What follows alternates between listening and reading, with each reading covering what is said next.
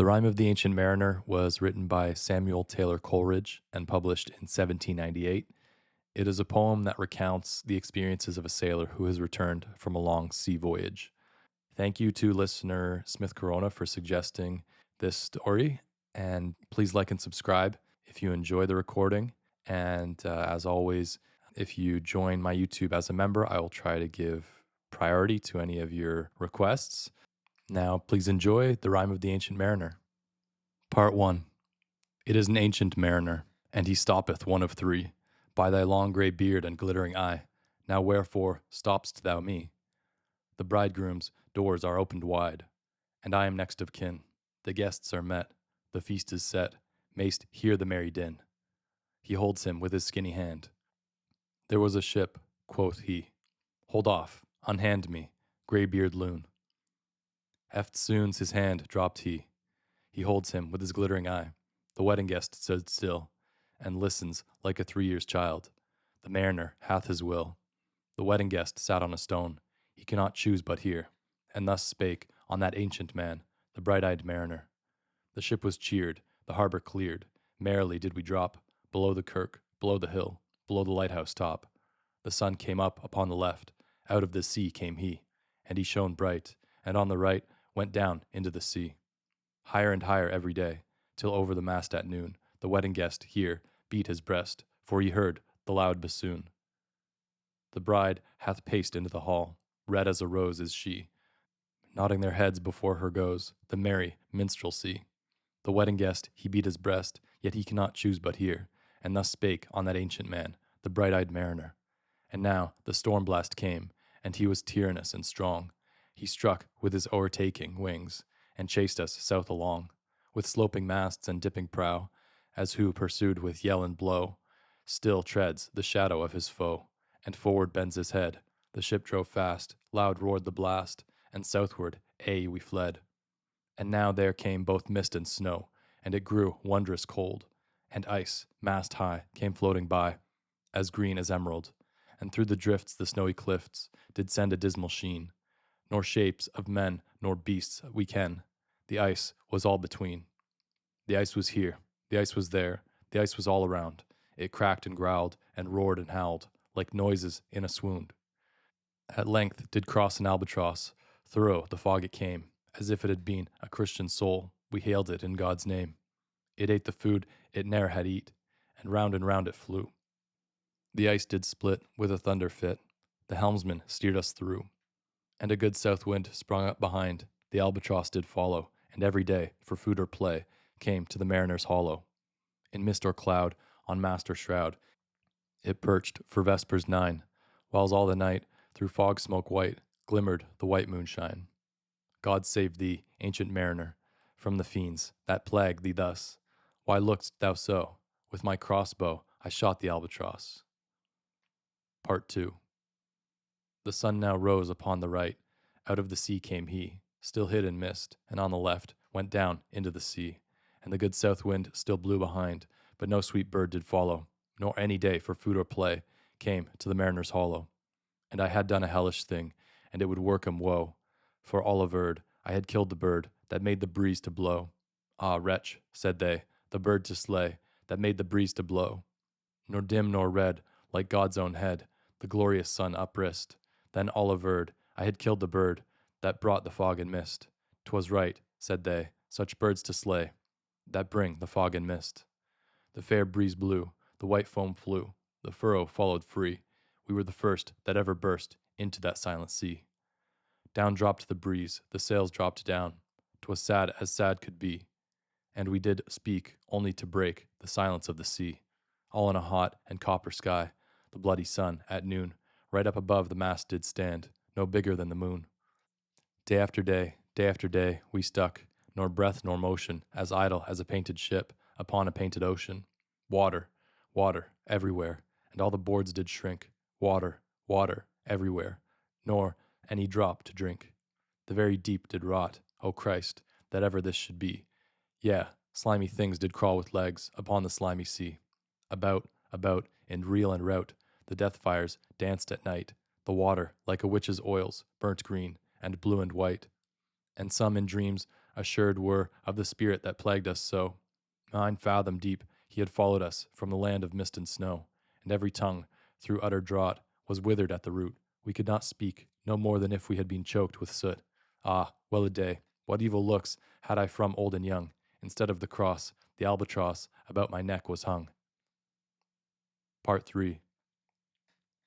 There passed a weary time, each throat was parched, and glazed each eye. A weary time, how glazed each weary eye. When looking westward, I beheld a something in the sky.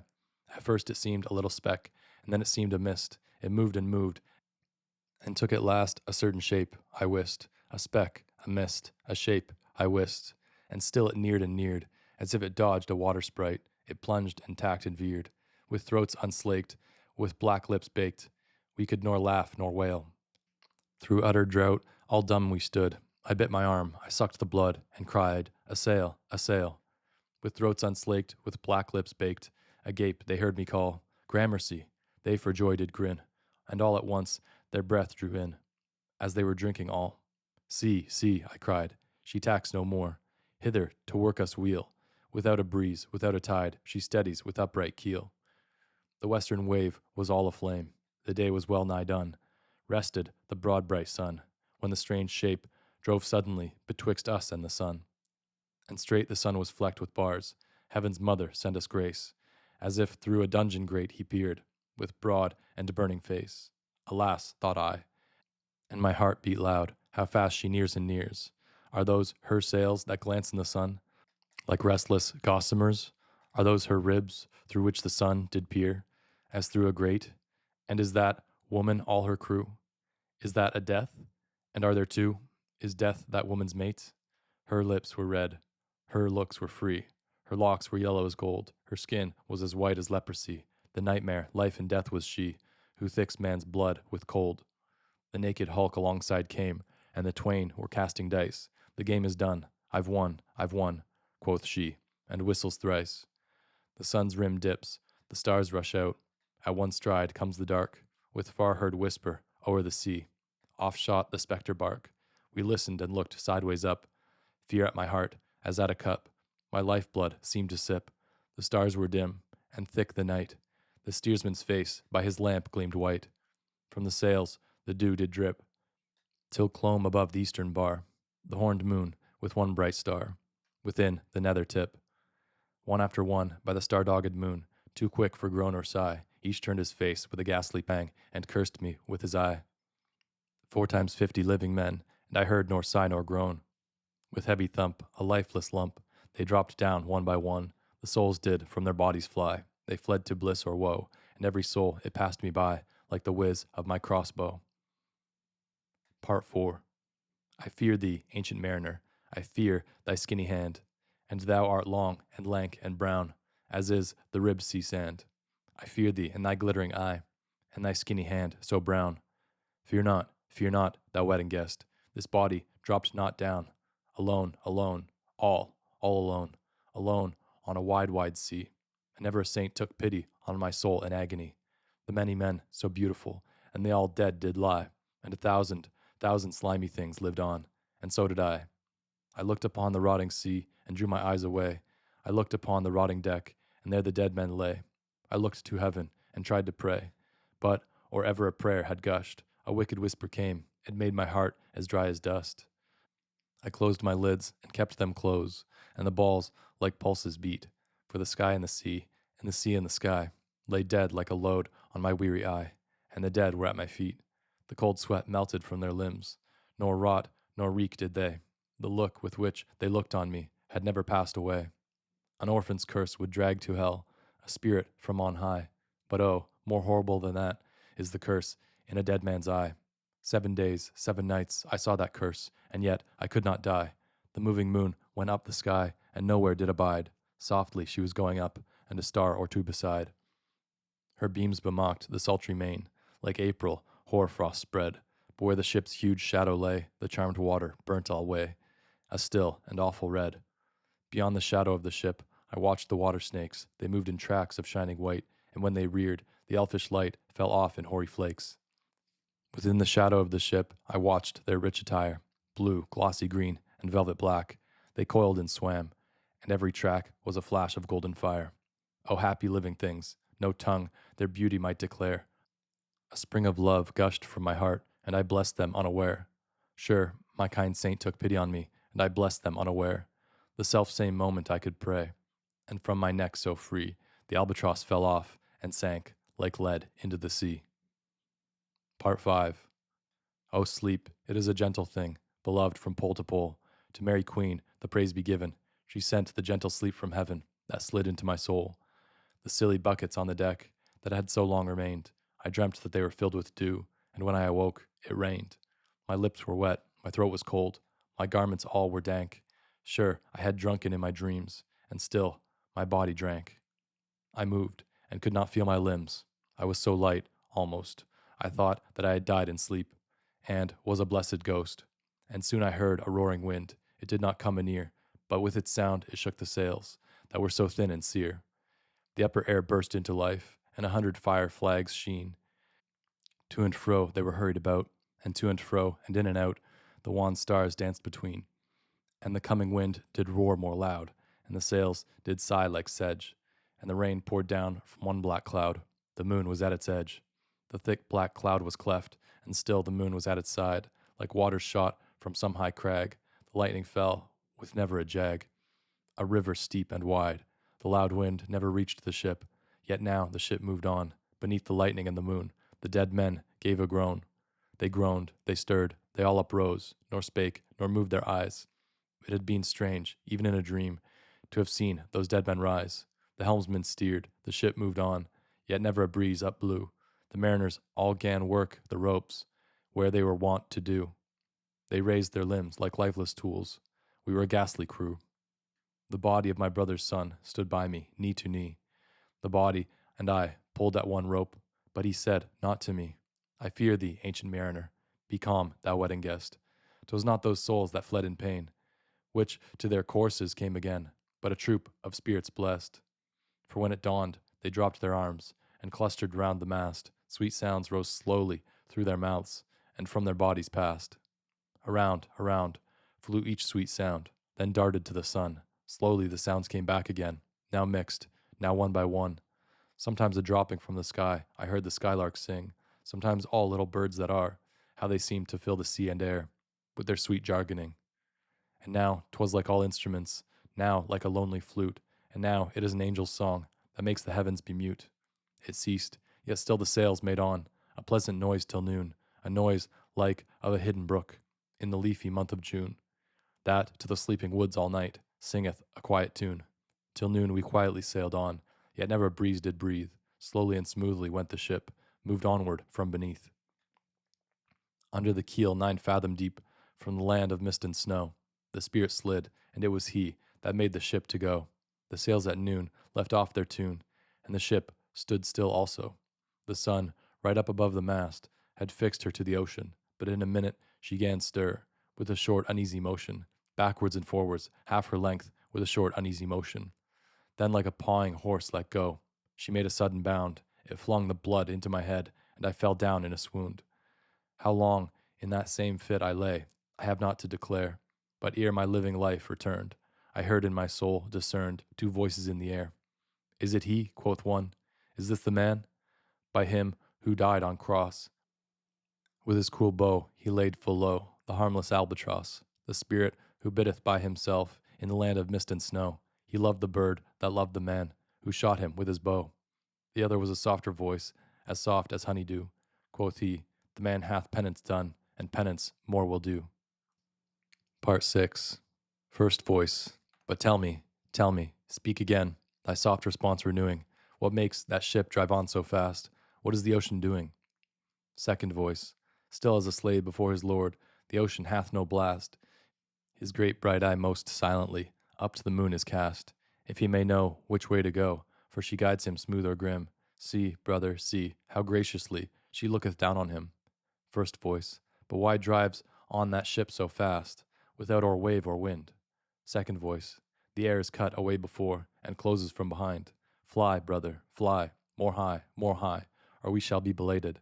For slow and slow that ship will go, when the mariner's trance is abated. I woke, and we were sailing on, as in a gentle weather, 'Twas night, calm night, the moon was high, the dead men stood together, all stood together on the deck, for a charnel dungeon fitter, all fixed on me, their stony eyes, that in the moon did glitter. The pang, the curse, with which they died, had never passed away. I could not draw my eyes from theirs, nor turn them up to pray. And now this spell was snapped. Once more I viewed the ocean green, and looked far forth, yet little saw of what had else been seen.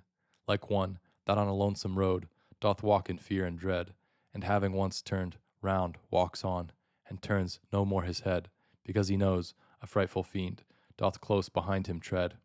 But soon there breathed a wind on me, nor sound nor motion made. Its path was not upon the sea, in ripple or in shade.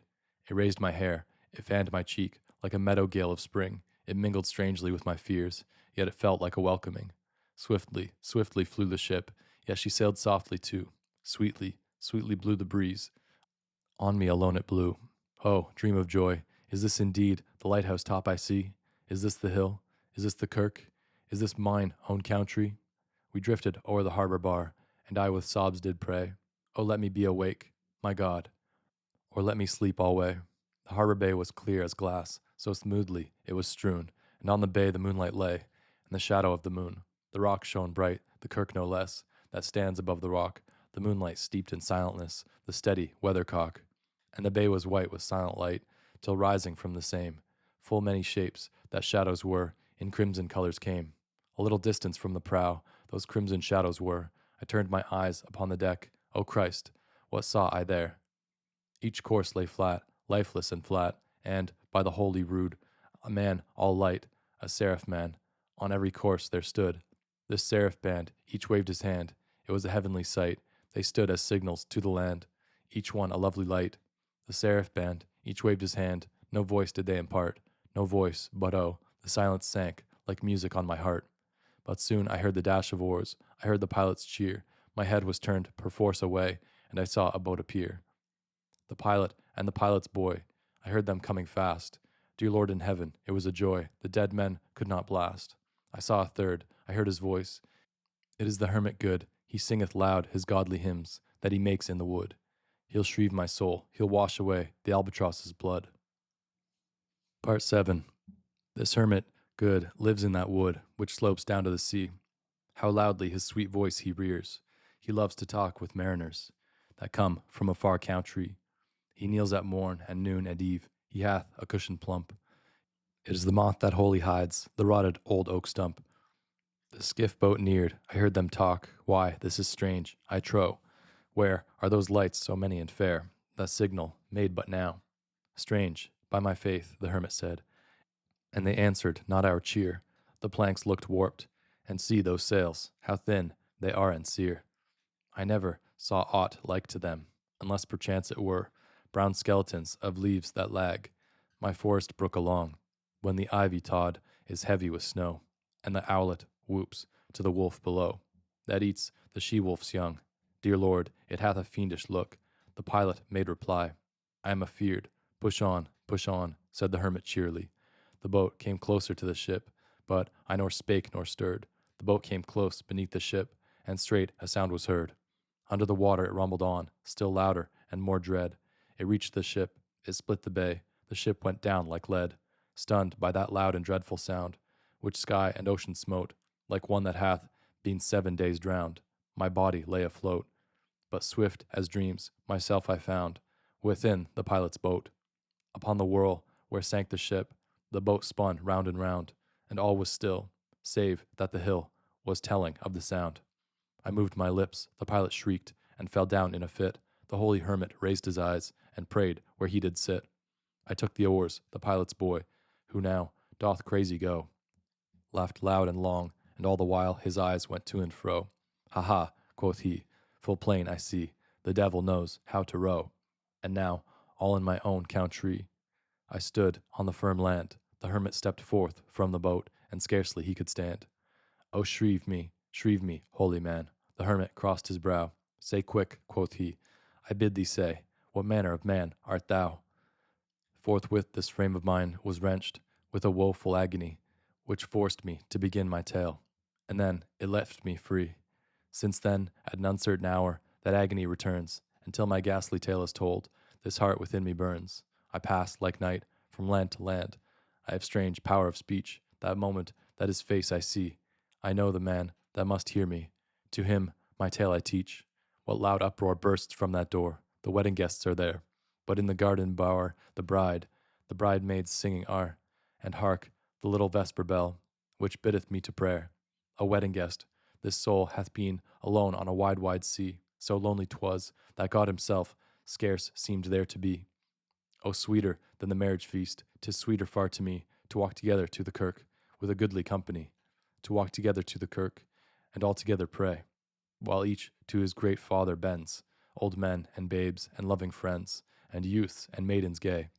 Farewell, farewell, but this I tell to thee, thou wedding guest, he prayeth well, who loveth well, both man and bird and beast. He prayeth best, who loveth best, all things both great and small, for the dear God who loveth us, he made and loveth all.